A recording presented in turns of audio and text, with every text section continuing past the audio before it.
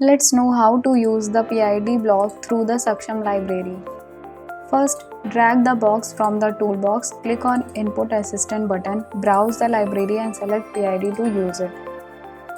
Name the block as here it's PID block.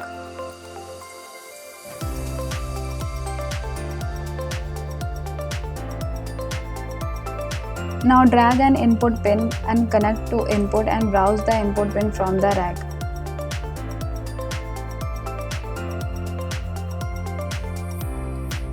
And drag the output pin and connect to output. Browse the output pin from the rack.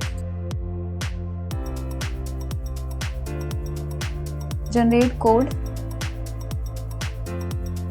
Click on login and run the block successfully.